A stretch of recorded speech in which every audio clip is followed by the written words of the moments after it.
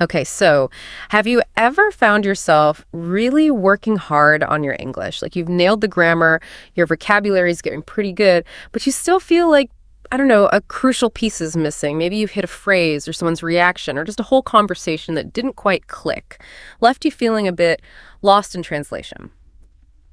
Well, today we're doing something a little different. We're not just talking about English words. We're taking a deep dive into unlocking the cultural secrets behind the language. We're going to explore how cultural insights, traditions, customs, all that stuff, how it's absolutely fundamental to really understanding and speaking English, not just correctly, but, naturally. Our mission really is to show you that mastering a language, it goes way beyond just words on a page. It's about getting the heart and soul of the people who speak it. Think of culture as this, like invisible bridge connecting words to their actual meaning. It's essential for genuine communication. It helps you understand better, and it fosters those, deeper connections. Ultimately, it helps you become a truly global citizen.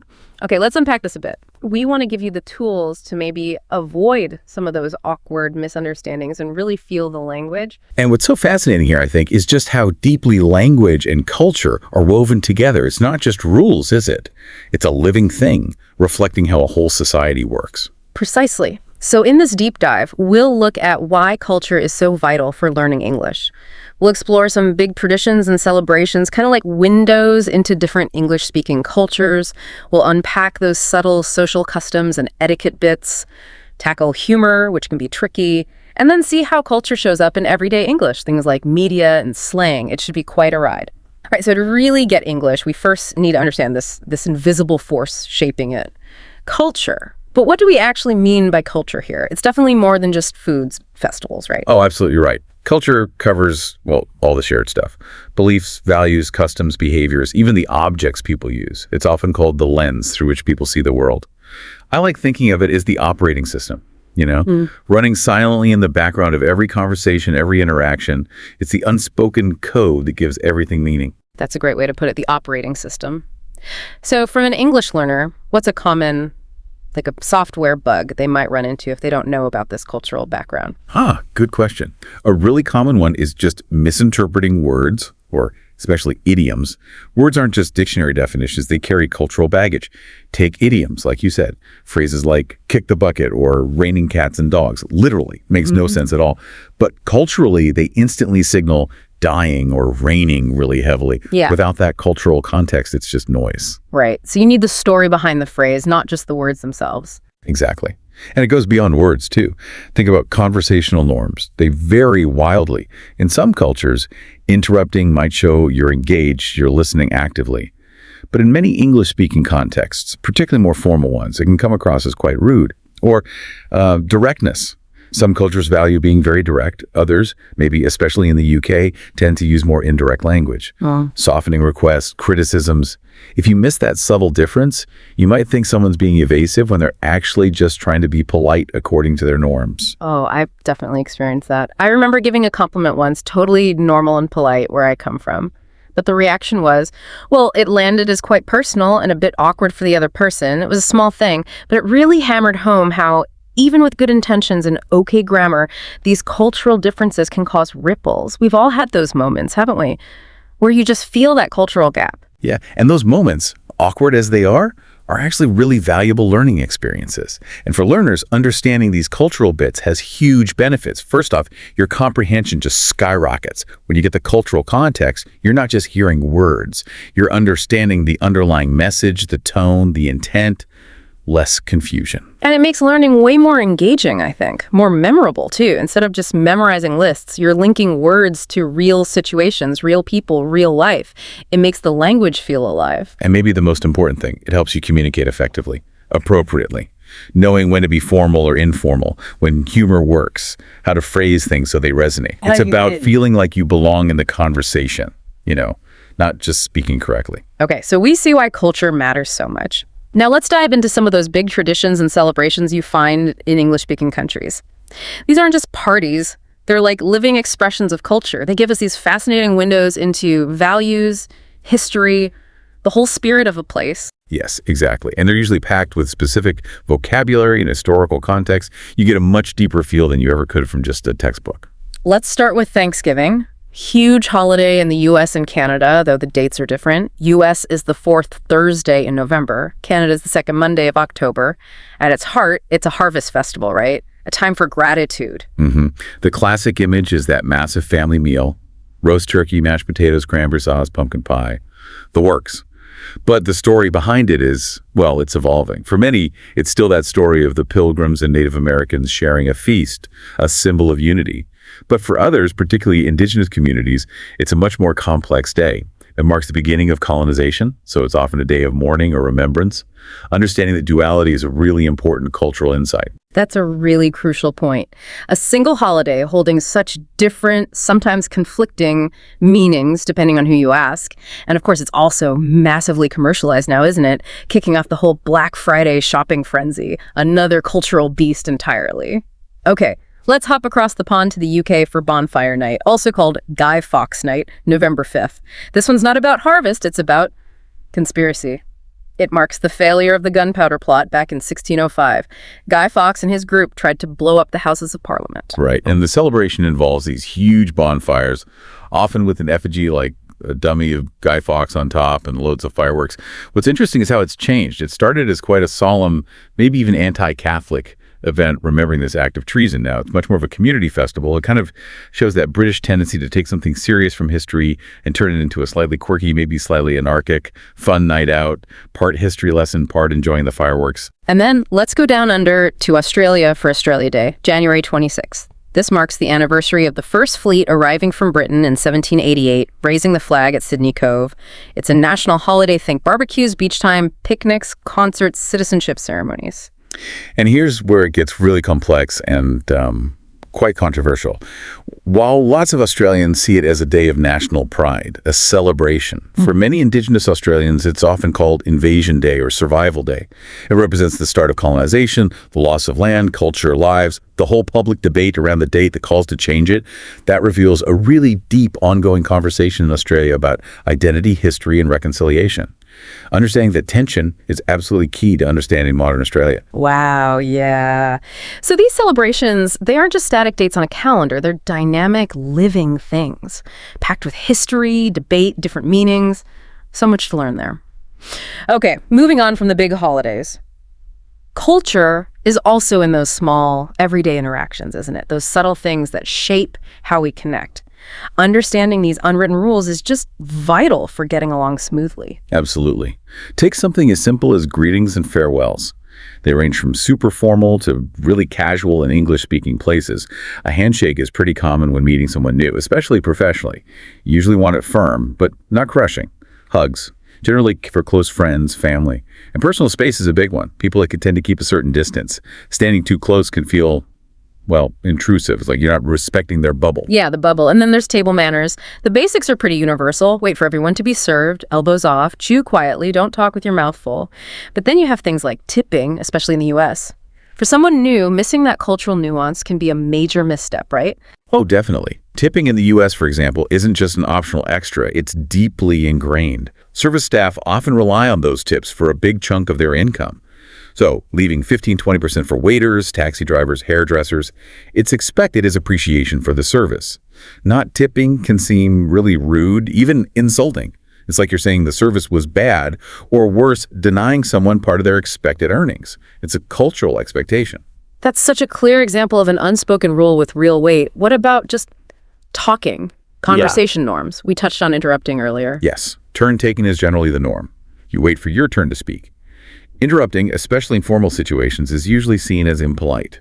If you have to jump in, you use softeners. Excuse me, could I just add something? Or sorry to interrupt, but things like that are crucial.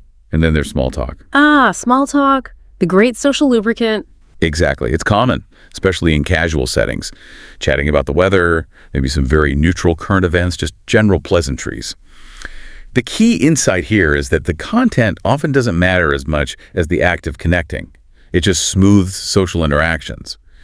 But you generally steer clear of really personal or controversial stuff with people you don't know well. Salary, politics, religion, usually best avoided initially. It's about building a light rapport, not a deep debate straight away. And that indirectness we mentioned, especially maybe in the UK? Yes, that's a critical point. British English, in particular, often uses indirect language for politeness. or to soften things like requests or disagreements. So instead of "give me the salt," you're much more likely to hear, "Could you possibly pass the salt, please?" Or "Would you mind passing the salt?" Or instead of "I don't like this idea," someone might say, I'm not entirely convinced by this," or "That's an interesting thought, but I wonder if." It's about maintaining harmony, being considerate, even if it seems less direct. I remember being at this dinner party once, and someone totally innocently started eating before the host had even sat down or everyone was served. It was such a tiny thing, but the awkward silence. Those little unwritten rules, they really shape everything, don't they? Okay, let's talk about humor. Laughter might be universal, but what makes people laugh? That can be incredibly specific to a culture. Understanding humor in English is such a great way to deepen your understanding and connect with people. I actually think it's a real sign of fluency when you not only get the joke, but also get the cultural bit behind it. Absolutely. And there are a few common types in English-speaking cultures that really open up cultural layers. One big one is sarcasm, saying the opposite of what you mean, usually for irony or to make a point. Like, if it's pouring rain, someone might say deadpan, "Oh, lovely weather we're having." Necky. The key thing there is it relies so much on tone of voice and shared understanding. It can be really tricky for learners, but once you crack it, it unlocks a whole different level of communication. Yeah. Yes, I love good sarcasm. Another one is self-deprecating humor. Making fun of yourself. It's super common, especially in the UK, I think. People use it to seem humble or relatable, maybe just to break the ice. Saying something like, "Oh, I'm hopeless at cooking. I nearly set the kitchen on fire making toast." It's not just a joke. It's a way to connect, show you don't take yourself too seriously. It taps into that cultural value of maybe not boasting. Right. And then you've got puns, wordplay, jokes based on words that sound alike but have different meanings, or one word with multiple meanings, like the classic dad joke, "Why did the bicycle fall over? Because it was too tired." Get it? Too tired. Too tired.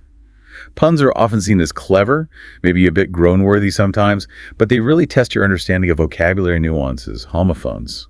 Tricky for learners. Definitely groan-worthy sometimes. Yeah. So, okay, we get the types, but why is understanding all this humor so important for language learning? Well, first, it really boosts your listening skills. Jokes often rely on cultural references you might not know, or idioms, or those subtle tones we talked about with sarcasm. If you miss those, you miss a chunk of the meaning. But maybe more importantly, it's about connection. Sharing a laugh just creates this amazing bond. It makes you feel genuinely part of the group, more connected. I totally remember watching some British comedy shows when I was starting out and feeling completely lost. Like, I knew the words, but I was missing maybe half the jokes because I didn't get the cultural references or the irony. It was frustrating. But then I started actually looking things up, asking questions, and slowly it started to click. That was a real breakthrough moment for me, feeling like I was really getting it. Exactly. And if we connect this back to the bigger picture, understanding humor isn't just about getting the punchline. It lets you engage with the real subtleties of a culture. You move beyond just translating words to actually understanding the feel of it. Yeah. Cultural fluency, really. Yeah, absolutely. And culture isn't just in big holidays or social rules. It's baked right into the everyday English we hear and see, especially in media and things like slang. Media is such a powerful resource. Movies, TV shows, music, podcasts. They offer this incredible window into cultural context. It's not just about following the story. You should watch how people interact. What are their daily routines like? What values seem important? How do they show emotions not just with words, but body language too? That's so true. Like, American sitcoms often zoom in on family life or workplace humor, right? Yeah. And that gives you little clues about maybe American values or common social situations, whereas a British drama might focus more on subtle class interactions or historical nuances. You get a glimpse into a different set of cultural norms just by watching carefully. Look at the clothes, the food they eat, the settings. It's all data. And then you have slang and idioms. These are the informal words, the phrases that are often specific to a region or maybe a particular group. You won't always find them in textbooks, but you hear them constantly in real conversation. Learning common slang can make your English sound way more natural, and it definitely helps you understand what people are actually saying. Just maybe a small word of caution. Use new slang carefully at first. You don't want to sound unnatural or use it in the wrong situation. Good point. It's maybe more about understanding it when you hear it than trying to use every new phrase yourself immediately. Some classic examples, to spill the beans, that's American English mostly, means revealing a secret. Or knackered in British English just means really, really tired. Oh, I used that one. And maybe no worries from Australian English. Such a common response, meaning no problem or you're welcome or just it's okay. It has that relaxed feel to it. Exactly. Each one carries a little cultural flavor. Here's a tip then. Pick an English-speaking country you're interested in. Find a popular TV show from there and just watch it. Think of it as a mini cultural immersion session right from your sofa. Okay, so we've covered a lot of ground today, haven't we? We looked at why culture is just so essential for real fluency. We dove into some big traditions, Thanksgiving, Bonfire Night, Australia Day, and saw the complex stories they tell. We navigated those tricky, unwritten rules of social etiquette, from greetings to tipping. We appreciated the different flavors of English humor and how understanding it helps you connect. And we saw how culture pops up everywhere in daily life through media and slang. Yeah, and I think the main takeaway is that learning about culture isn't like ticking off a box. It's not a one-time thing. It's this ongoing, really fascinating process. Every conversation, every interaction you have in English, it holds a little piece of culture just waiting for you to notice it. And the key is just to stay curious, right? Be observant, keep an open mind. That's how you'll keep unlocking those deeper layers of understanding. Your dedication to not just learning the language, but understanding the cultures behind it. That's what will really make your English shine. Go from just being correct to being truly natural and expressive. And hey, don't worry about making mistakes along the way, asking questions, maybe getting things slightly wrong sometimes. That's all part of the adventure of cultural discovery. It really is. And this raises an important question, I think. In our world of instant information, how do we make sure we stay genuinely curious? How do we keep digging into those deeper cultural layers instead of just skimming the surface? We've talked a lot about understanding other cultures today, but maybe here's a final thought to leave you with. How does exploring these cultural insights in English actually change how you see your own culture? What unspoken rules, what historical echoes, what traditions shape your everyday interactions back home? Things you might not even have noticed before starting this journey.